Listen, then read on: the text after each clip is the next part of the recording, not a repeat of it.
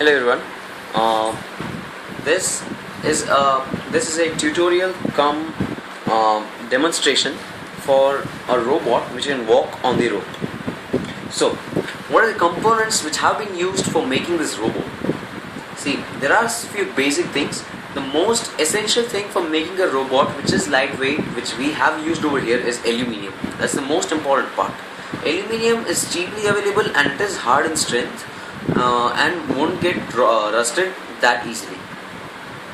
So that's the main base of our robot, that is aluminium, the material which the whole structure is made up of. Now, this is the base of the robot. This is the base of the robot.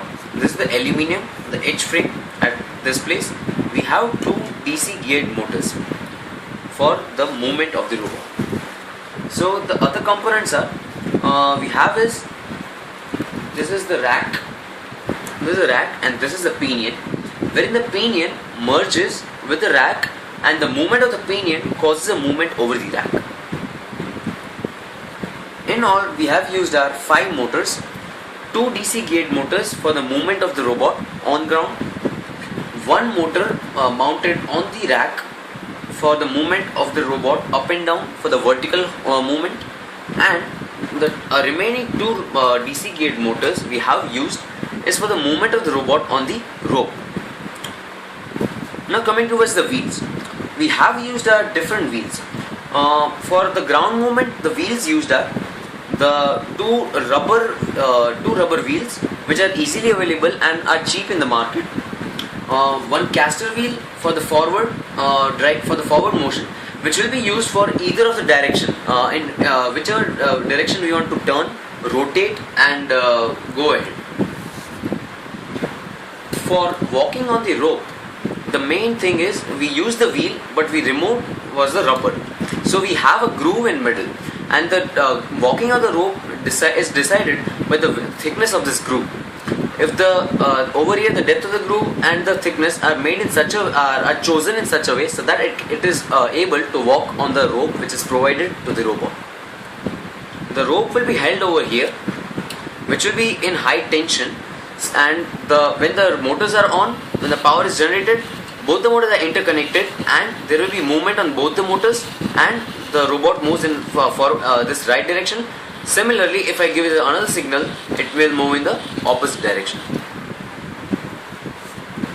Now, coming towards the operation, over here for the operation we have the DP/DT switches, that is known as the double pole double throw switches. We have used our 4 DP/DT switches which we have mounted on a polyacrylate. This is a small switchboard which we found out in a place. It was cheaply available, and it is very hard and strong so that it can resist any strains and stresses. So the first button, this one, if I press it upwards, the whole system of the rack goes up like this.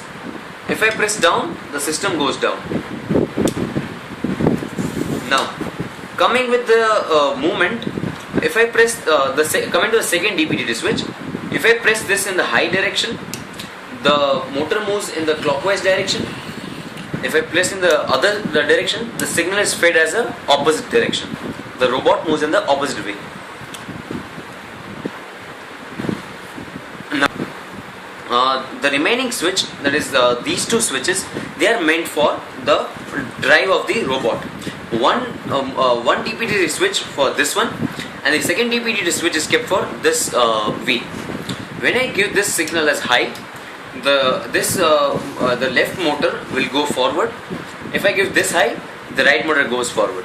So in turn, if I want to run the robot in the forward direction on land, I need to press both the buttons in the high signal in the same mode. Now if I want it to go in the reverse direction, I press both of them in the reverse position so that it goes in the reverse direction. Simple.